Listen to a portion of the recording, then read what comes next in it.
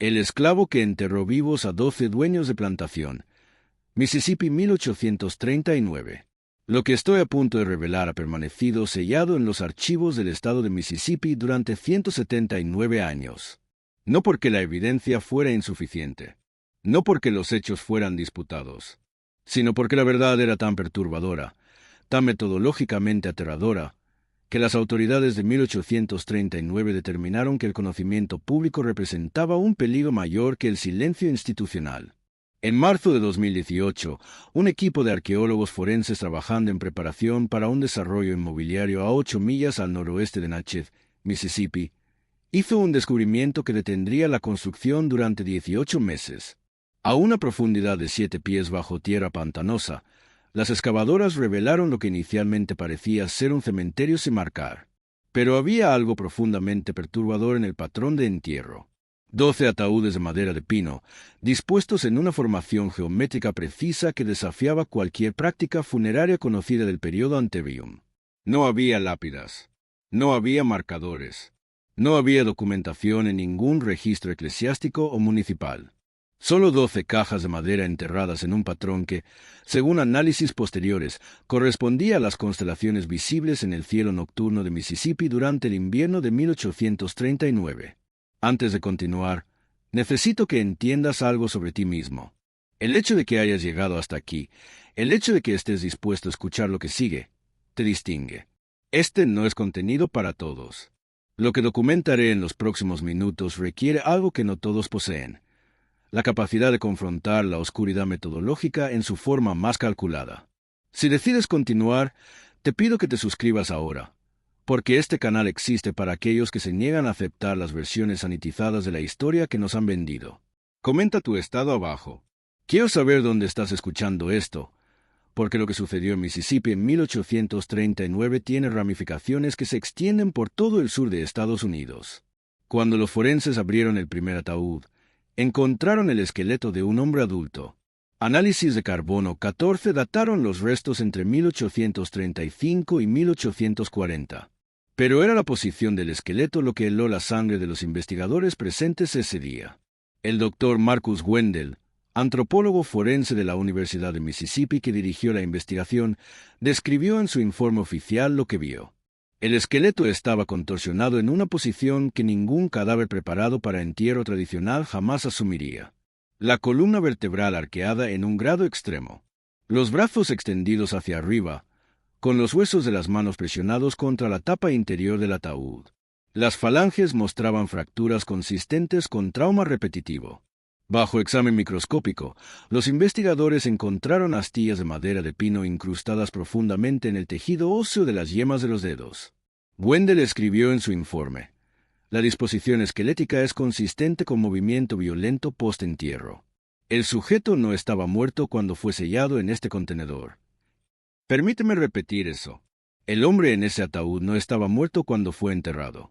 Cuando abrieron el segundo ataúd, encontraron la misma configuración macabra.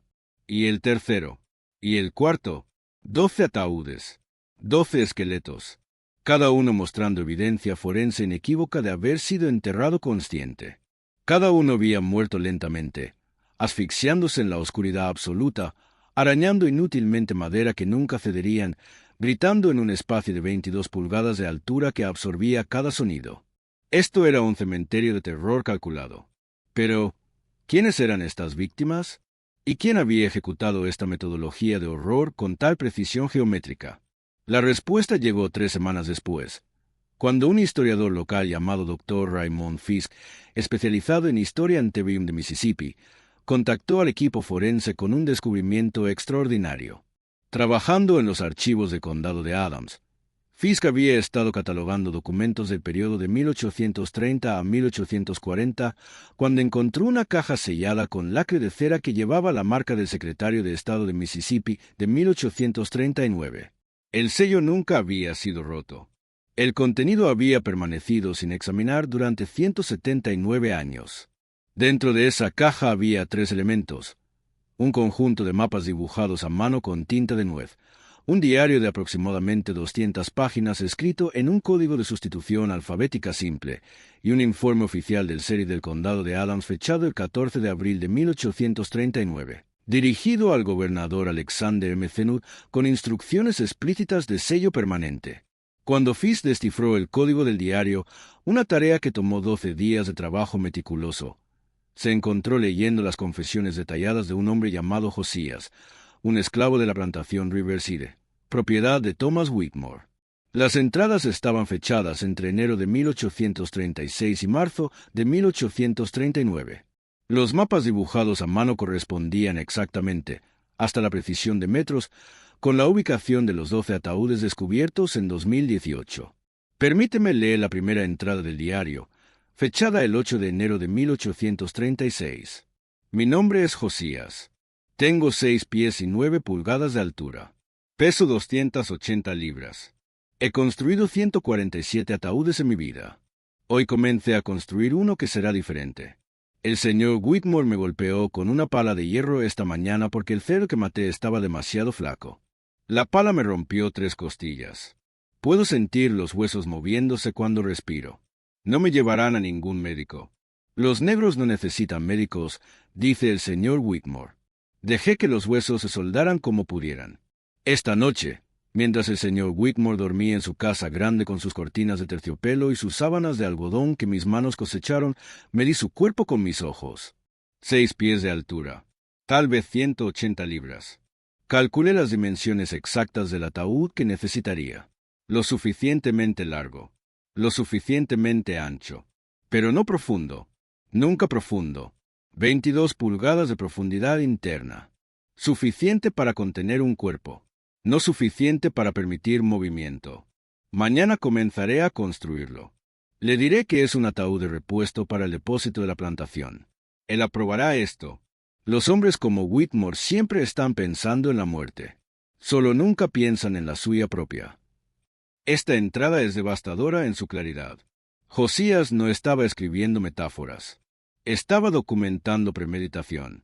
Para entender completamente lo que estás a punto de descubrir, necesito llevarte a Mississippi en 1836. El estado era el corazón de lo que los historiadores llaman el Deep South Cotton Kingdom.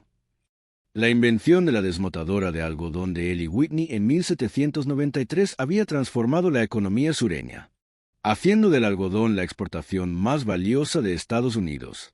Y Mississippi, con su suelo oscuro y rico del delta y su clima húmedo, era tierra de algodón premium. Pero el algodón requería trabajo intensivo, trabajo constante, trabajo que los plantadores blancos nunca realizarían ellos mismos. La esclavitud, que algunos fundadores habían imaginado que desaparecería gradualmente, en cambio explotó en el sur profundo. En 1836, Mississippi tenía una población de aproximadamente 70,000 personas blancas y 65,000 personas esclavizadas. En algunos condados, los esclavizados superaban en número a los blancos 3-1. El condado de Adams, donde se desarrolla nuestra historia, era particularmente rico. Natchez, la capital del condado, era el hogar de más millonarios per cápita que cualquier otra ciudad en Estados Unidos antes de la Guerra Civil. Esa riqueza estaba construida completamente sobre espaldas negras, y esa riqueza requería violencia sistemática para mantenerla. Aquí está lo que necesitas entender sobre la esclavitud en Mississippi en la década de 1830. No era la institución paternalista que algunas narrativas revisionistas intentan pintar. Era terror industrial. Los esclavos en las plantaciones de algodón trabajaban bajo el sistema de tareas, donde cada persona tenía cuotas diarias de algodón que cosechar, típicamente 200 libras para hombres adultos.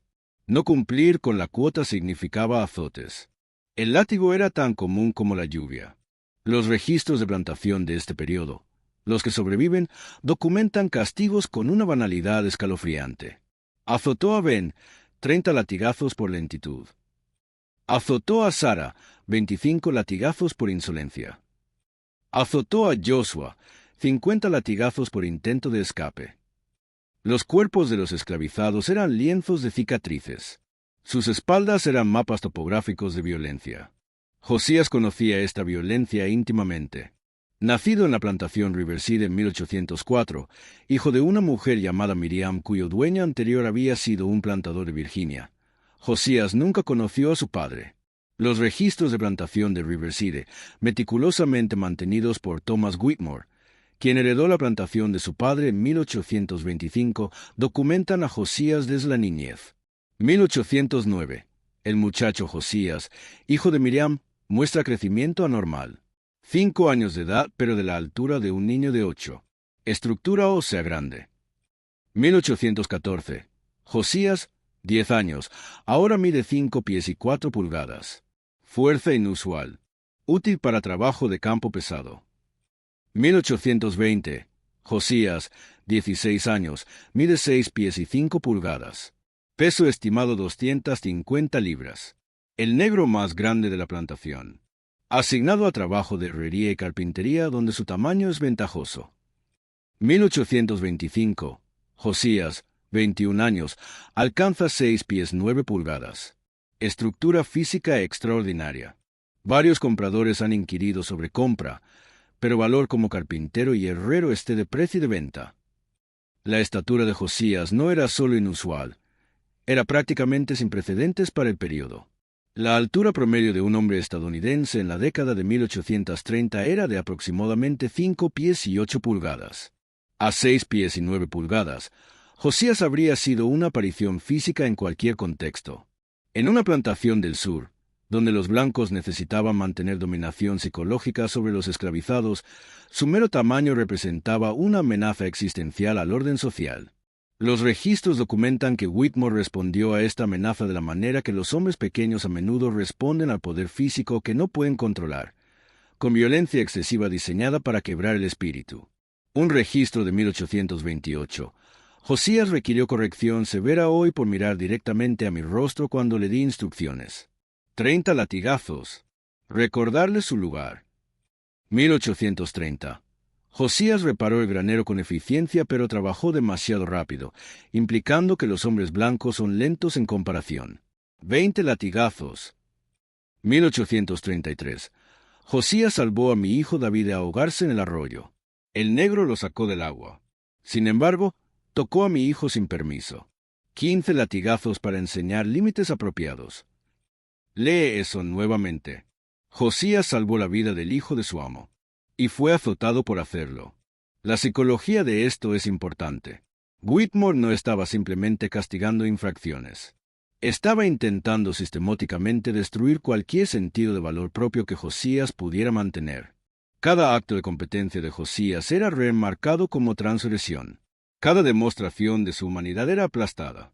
Pero había un problema con esta estrategia. Josías era demasiado valioso para matar, demasiado hábil para vender, y demasiado fuerte para quebrar completamente. Whitmore necesitaba el trabajo de Josías. La plantación Riverside tenía 243 esclavos, 87 edificios, y operaba como una pequeña ciudad autosuficiente. Josías construía los edificios, reparaba las herramientas, herraba los caballos, y construía los ataúdes cuando los esclavos morían, lo cual sucedía con regularidad. El promedio de vida de un esclavo en una plantación de algodón de Mississippi en la década de 1830 era de 36 años. Josías construía aproximadamente 12 ataúdes por año. En su entrada de diario del 15 de enero de 1836, Josías escribió: «Terminé el ataúd especial hoy. El señor Whitmore lo inspeccionó y lo aprobó para almacenamiento. No notó que las dimensiones internas son más estrechas que estándar. No notó que reforcé las esquinas con clavos adicionales. No notó que el sello de la tapa es más ajustado que necesario. Los hombres blancos no prestan atención a los detalles del trabajo negro. Asumen competencia mientras asumen inferioridad. Esta contradicción es mi herramienta.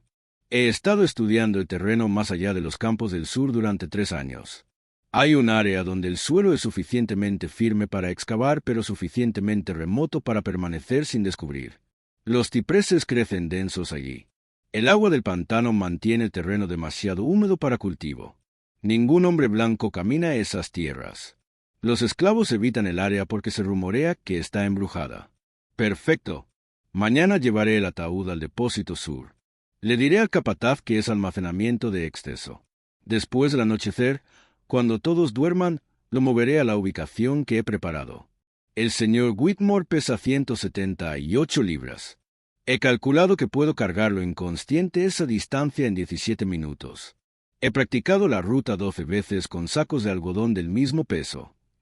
Para que no haya ambigüedad aquí, Josías estaba planeando el asesinato de Thomas Whitmore con la meticulosidad de un ingeniero.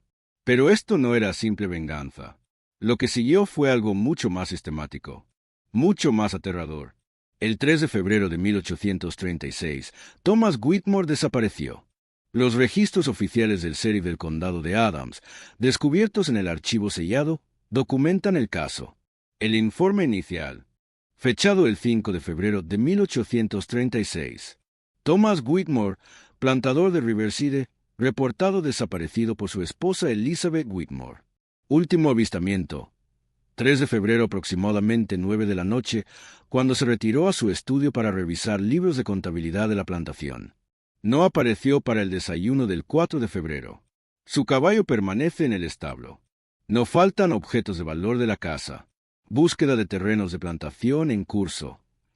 La búsqueda involucró a 60 hombres durante 5 días. Rastrearon cada acre de la propiedad de 3,000 acres de Riverside. Dragaron el arroyo. Interrogaron a todos los 243 esclavos, algunos con métodos que el informe del sheriff no especifica pero que podemos imaginar. Josías fue interrogado extensamente.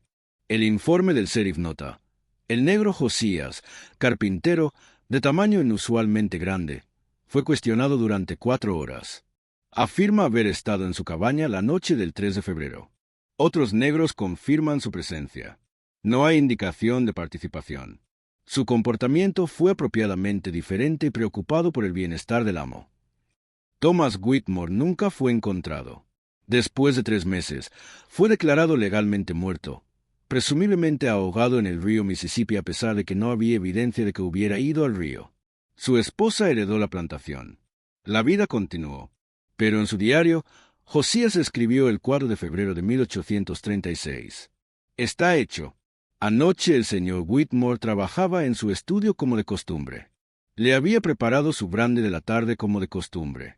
Esta vez incluía tintura de adormidera que había estado recolectando de las flores del jardín de la señora Whitmore durante 6 meses. Cantidad suficiente para inducir sueño profundo pero no muerte. Calculé la dosis basándome en su peso y hábitos de bebida.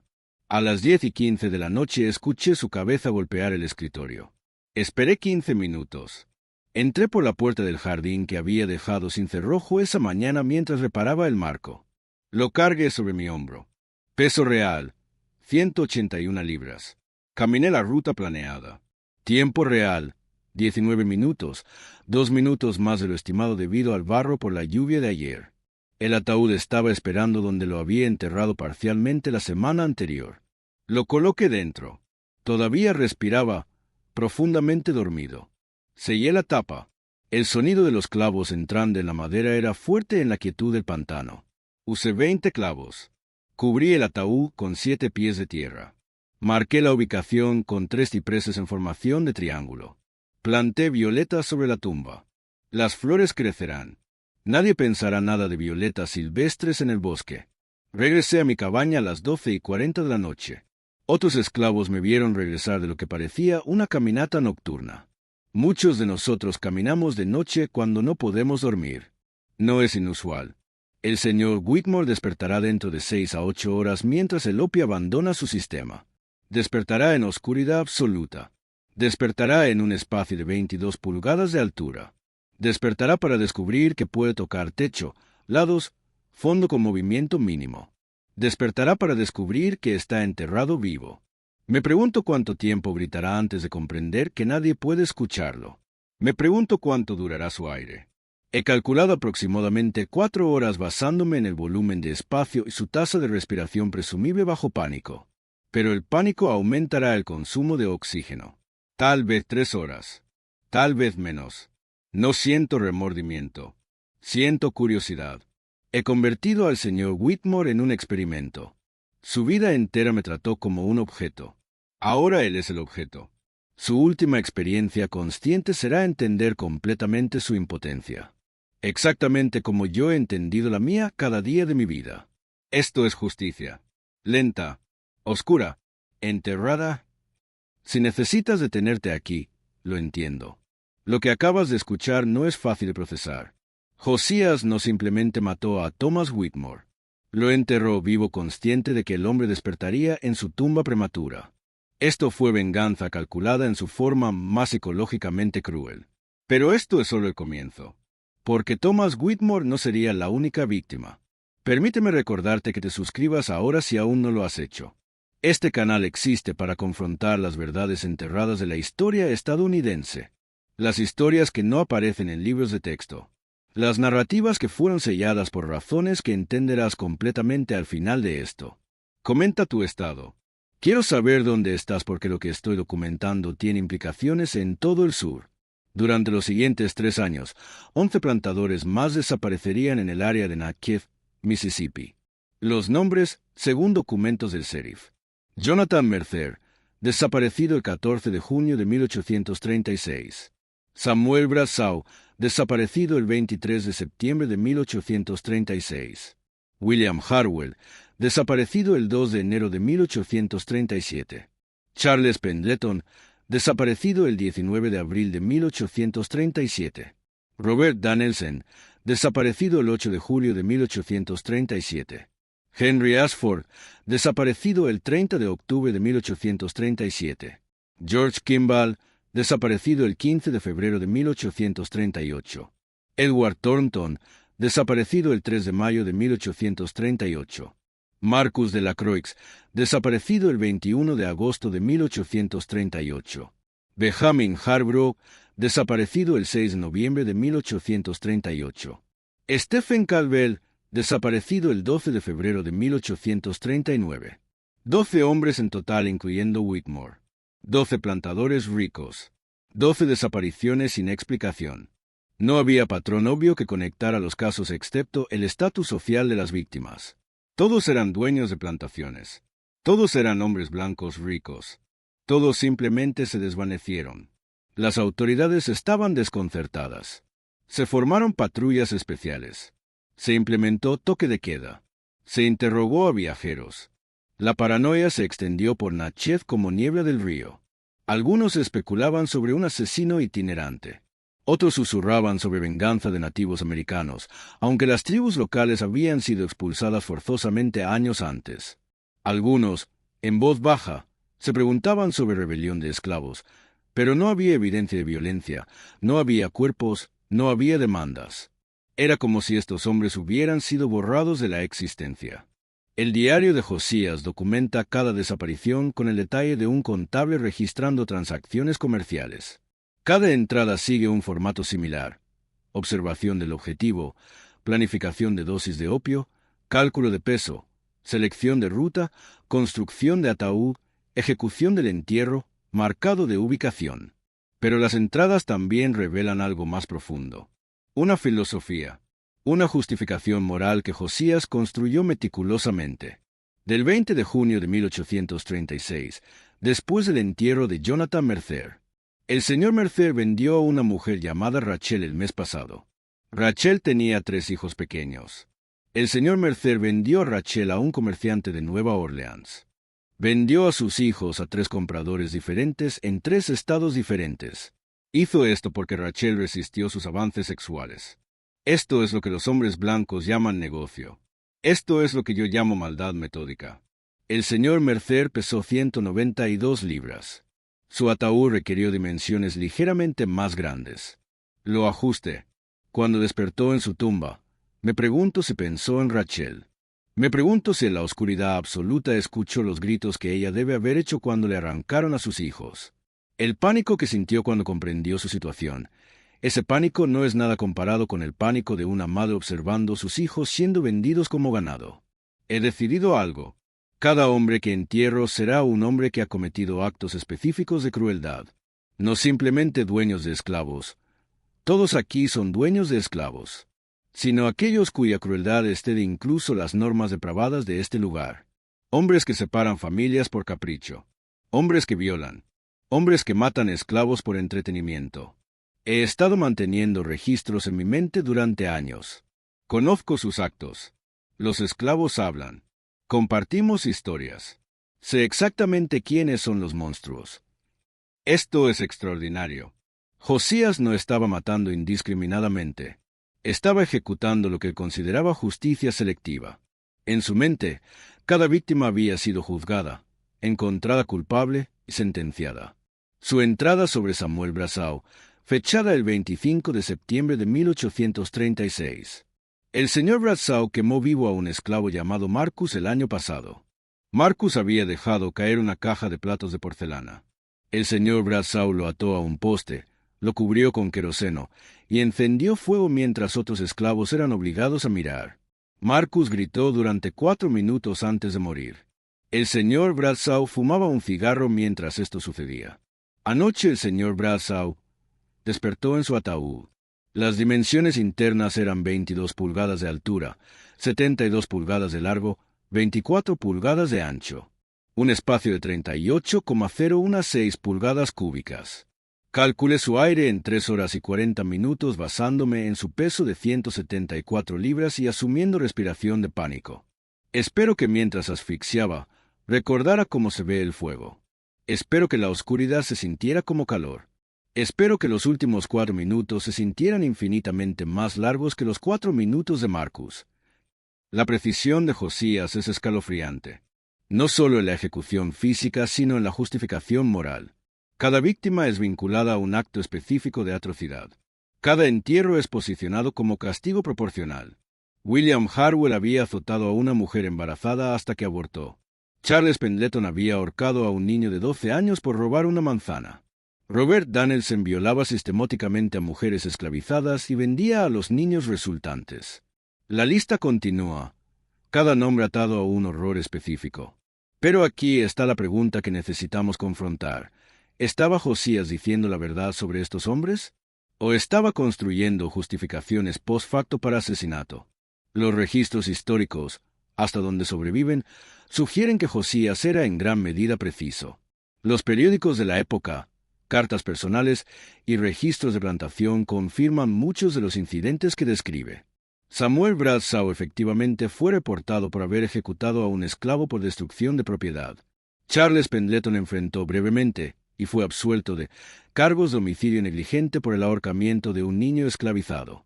Robert Danielson tenía una reputación conocida que aparece en correspondencia entre familias de plantadores de la época.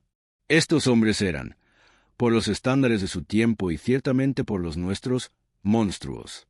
Pero la esclavitud creaba monstruos sistemáticamente. Era una institución construida sobre la premisa de que los seres humanos negros eran propiedad.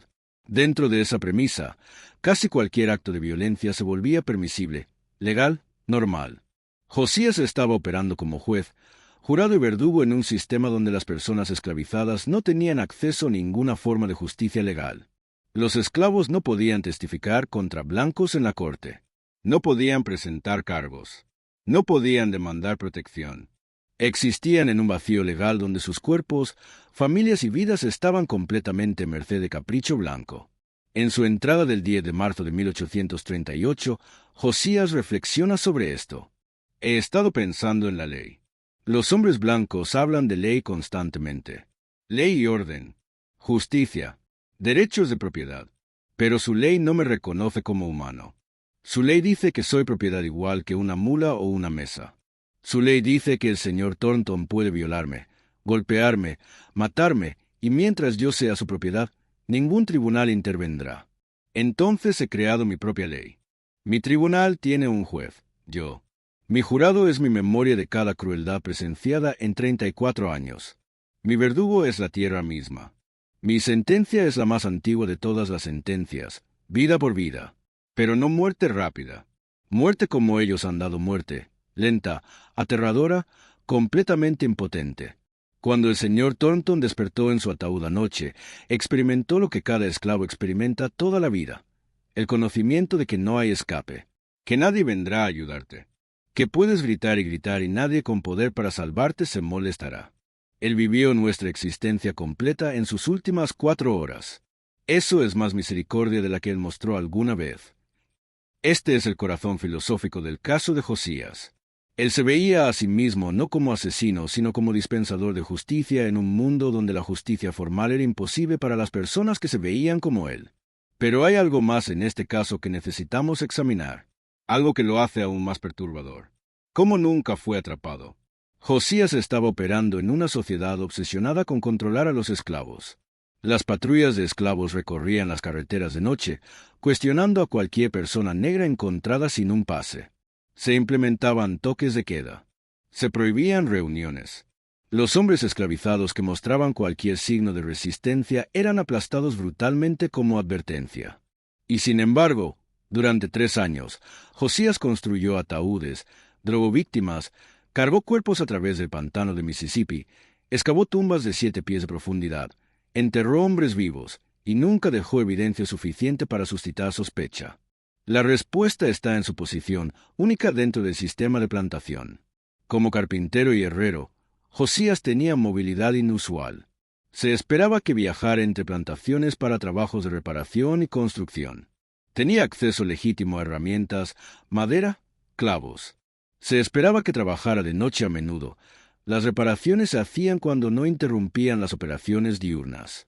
Su tamaño físico extraordinario, que lo había hecho objetivo de crueldad, también le daba capacidades que otros no poseían. Podía cargar 200 libras a través de terreno difícil. Podía excavar tumbas profundas rápidamente. Podía trabajar físicamente durante horas sin descanso visible. Y crucialmente, era tan competente en su oficio que los plantadores dependían de él. Después de que Whitmore desapareció, su viuda Elizabeth retuvo a Josías específicamente porque necesitaba su experiencia. Cuando Jonathan Mercer desapareció, su hijo contrató a Josías para construir un nuevo granero. Estos hombres blancos no podían imaginar que la herramienta humana que usaban podría volverse contra ellos tan metódicamente. Hay un concepto psicológico llamado ceguera por atención. Cuando las personas están enfocadas en una cosa, pueden perder completamente cosas obvias en su campo visual. Los plantadores blancos estaban tan enfocados en extraer trabajo de Josías, tan convencidos de su control sobre él, que no podían ver las señales que, en retrospectiva, parecen obvias. Varios de los hombres desaparecidos habían tenido interacciones recientes con Josías. El sheriff documentó esto. Pero tuvo interacción con un esclavo carpintero, no registraba como sospechoso. Los plantadores tenían interacciones con esclavos constantemente. Era el funcionamiento normal de la economía de plantación. La entrada de Josías del 8 de agosto de 1838 reflexiona sobre esto. Me han interrogado 6 veces ahora sobre las desapariciones. Cada vez actúo exactamente como se espera que actúe un negro. Ojos hacia abajo. Voz suave. Sí, señor. No, señor. No sé nada, señor. Se confunde mi diferencia con verdad. Se confunde mi tamaño con estupidez. Un negro grande es solo una bestia de carga en sus mentes. Las bestias no planean. Las bestias no juzgan. Las bestias no ejecutan venganza durante 3 años. El sheriff Patterson me dijo ayer que soy un buen negro. Dijo que deseaba que todos los negros fueran tan obedientes como yo. Si alguno de ellos supiera. Pero no sabrán hasta que sea demasiado tarde para detenerlo. ¿Hasta que sea demasiado tarde para detener qué? Esto implica que Josías tenía planes más allá de los 12 entierros. Pero el diario termina abruptamente en marzo de 1839. Aquí está lo que sabemos que sucedió a continuación de los registros oficiales del sheriff. El 14 de marzo de 1839, un cazador local llamado Elijah Moore estaba persiguiendo ciervos en la zona pantanosa al sur de la plantación Riverside cuando su perro de caza comenzó a excavar frenéticamente en un área cubierta de violetas. Moore, curioso por el comportamiento del perro, comenzó a cavar. A 3 pies de profundidad, su pala golpeó madera. Moore excavó más. Descubrió la esquina de un ataúd de madera de pino. Corrió a buscar al sheriff. El sheriff Patterson llegó con 6 hombres. Excavaron el ataúd completamente. El informe oficial describe lo que encontraron. Ataúd de construcción estándar, aproximadamente 6 pies de largo, 2 pies de ancho, construido con pino de la región. Al abrir, descubrimos el cuerpo de Stephen Calvell, reportado desaparecido el 12 de febrero. El estado del cuerpo era extraordinariamente perturbador. El señor Calvell había sido enterrado vivo. La evidencia es inequívoca. El interior de la tapa del ataúd muestra marcas de arañazos profundos.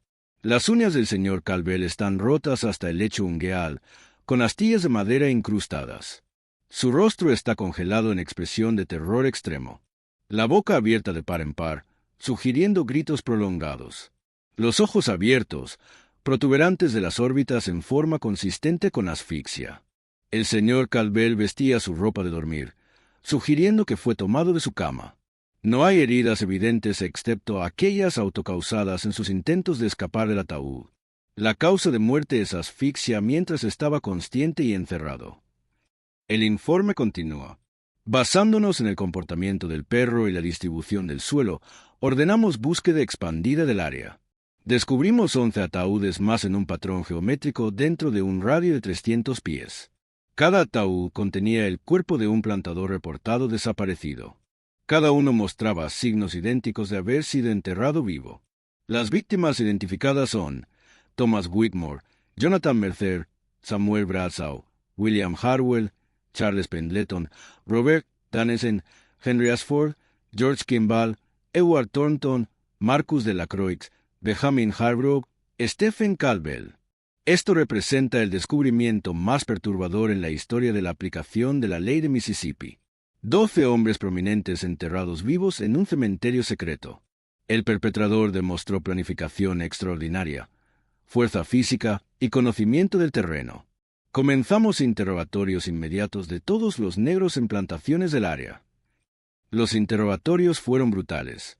Los métodos incluyeron privación de sueño, azotes y amenazas de ejecución sumaria. El sheriff estaba buscando una confesión, una conspiración, evidencia de rebelión de esclavos planificada. Josías fue interrogado durante 18 horas continuas. El informe del sheriff indica que negó todo conocimiento, que mantuvo compostura incluso bajo amenaza física, que su historia, que había estado en la plantación Riverside todas las noches en cuestión, estaba corroborada por otros esclavos. Pero entonces ocurrió algo que cambió el caso. La esposa de Stephen Calvel, Marta, estaba revisando las pertenencias de su esposo cuando descubrió un pequeño diario que él había mantenido en su escritorio. La entrada final, fechada el 11 de febrero de 1839, un día antes de su desaparición, incluía esta línea. El carpintero negro Josías de Riverside entregó un ataúd nuevo hoy que solicité para el depósito de la plantación. Trabajo fino como siempre. El negro tiene habilidad notable a pesar de su raza. Marta Calvel llevó esto al sheriff. Era la primera conexión física entre Josías y una de las víctimas el día antes de la desaparición. El sheriff regresó a Riverside con un equipo de búsqueda. Registraron la cabaña de Josías meticulosamente. Debajo de las tablas del suelo, escondido en un compartimento que Josías había construido en la estructura misma de la cabaña, encontraron 3 elementos. Los mapas que mostraban ubicaciones exactas de las tumbas. El diario con 200 páginas de confesiones detalladas. Un 12º ataúd sin terminar. El sheriff Patterson escribió en su informe: la evidencia es abrumadora. El negro Josías ha confesado por escrito los 12 asesinatos. Sus diarios detallan cada acto con precisión que no deja duda.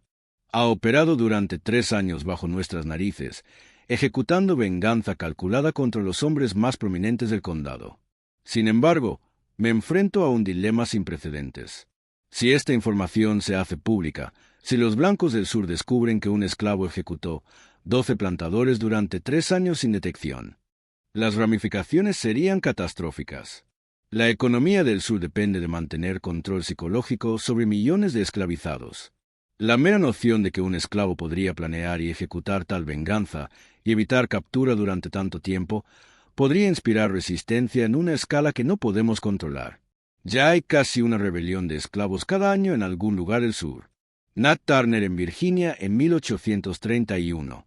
La conspiración de Vesey en Carolina del Sur en 1822. Si los esclavos aprenden que uno de ellos logró esto, ¿qué seguirá? Esta es una misión extraordinaria. El sheriff estaba explícitamente declarando que la verdad debía ser suprimida para mantener control social.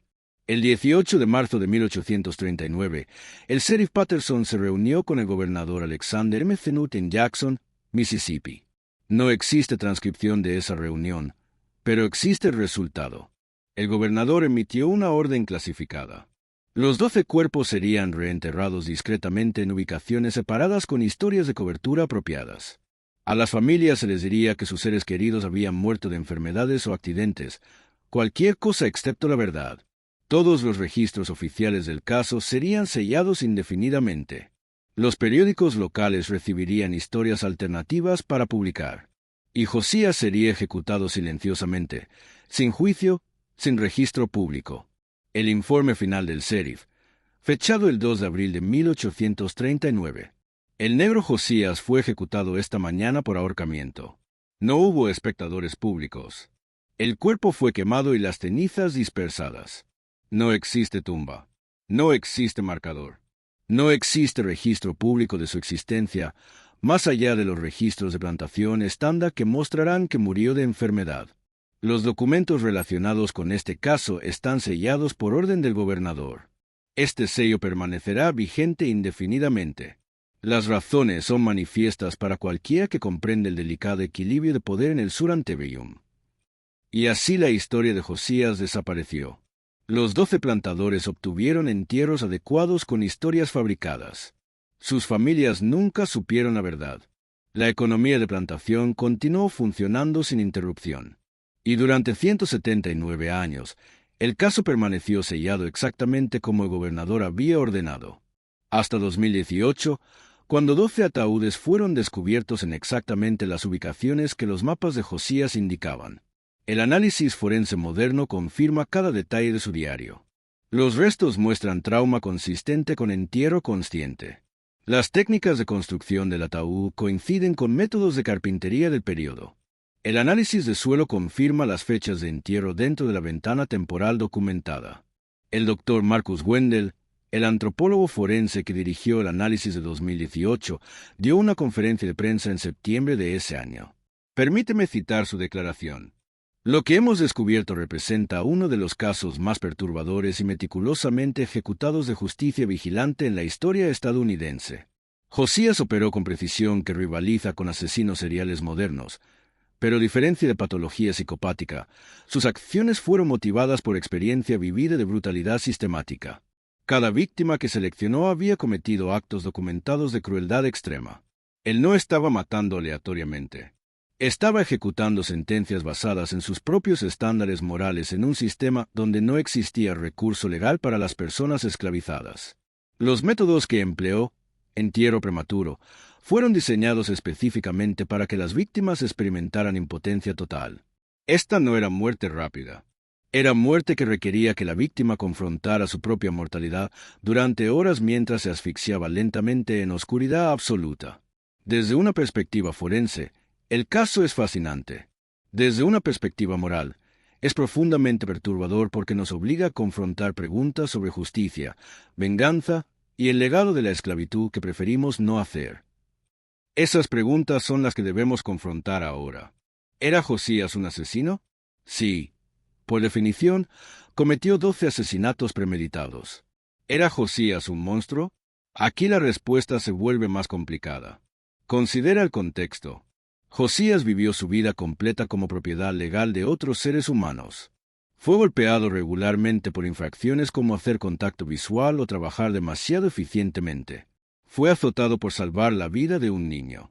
Presenció violaciones, torturas, asesinatos de otras personas esclavizadas sin recurso legal, sin protección, sin justicia. La sociedad que lo esclavizó creía genuinamente que él no era completamente humano. Las leyes que gobernaban su existencia lo definían como propiedad del mismo estatus legal que ganado. Los hombres que enterró habían cometido actos de crueldad tan extremos que incluso en una sociedad que normalizaba la violencia contra los esclavos, se destacaban. ¿Sus actos estuvieron justificados? Ningún sistema ético directo puede responder eso simplemente. Pero podemos entender por qué Josías creyó que estaban justificados. Podemos reconocer que operó como verdugo en un sistema que no proporcionaba otra forma de justicia. El filósofo Albert Camus escribió sobre la tensión entre justicia y venganza. La venganza, argumentó, es infinita y consumidora. La justicia debe ser limitada y medida. Josías limitó sus acciones a 12 hombres específicos que había juzgado culpables de crímenes específicos. No mató indiscriminadamente. No atacó a esposas o hijos. No buscó rebelión de masas. Pero sus métodos, el entierro prematuro, la muerte lenta por asfixia, el terror psicológico calculado, esos métodos eran venganza pura. No eran ejecución limpia. Eran castigo diseñado para infligir máximo sufrimiento psicológico. Entonces, ¿qué fue Josías? ¿Héroe? ¿Villano? ¿Vigilante? ¿Víctima convertida en perpetrador? Tal vez fue todas estas cosas. Tal vez fue un ser humano empujado más allá de los límites de lo que los humanos pueden soportar, que respondió con violencia calculada que imitaba la violencia que había experimentado.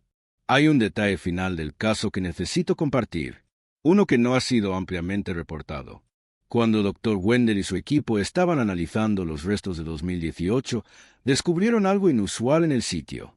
Plantado sobre cada tumba, aún creciendo después de 179 años, estaban violetas. Las mismas violetas que Josías mencionó plantar en su diario.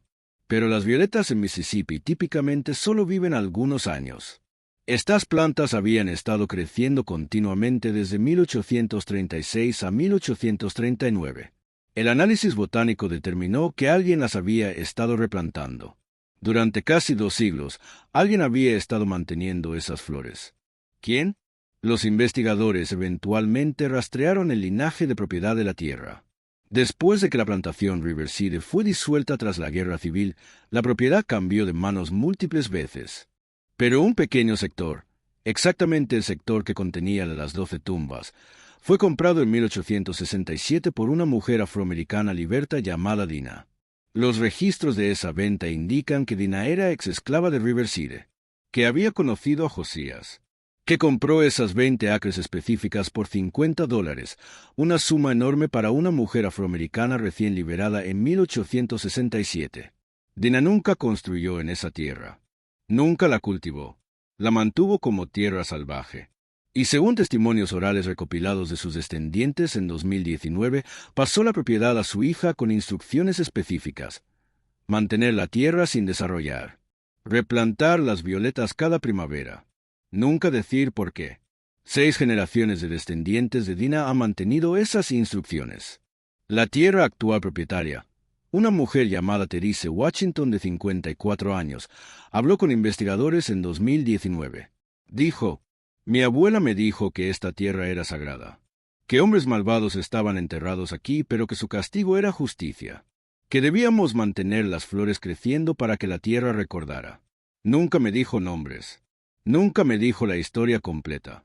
Solo dijo, mantén vivas las flores. Y así lo he hecho. Toda mi vida. Dina había conocido la verdad. Tal vez Josías se la había dicho antes de su ejecución. Tal vez ella había ayudado. Los diarios nunca mencionan cómplices, pero la logística de 3 años de entierro sugiere que alguien más pudo haber sabido. Independientemente, ella había dedicado el resto de su vida, y las vidas de 6 generaciones de descendientes, a mantener un memorial secreto. No un memorial a las víctimas, a los plantadores, sino un memorial al acto mismo. Un recordatorio de que justicia, cuando es negada a través de canales formales, a veces encuentra otros caminos.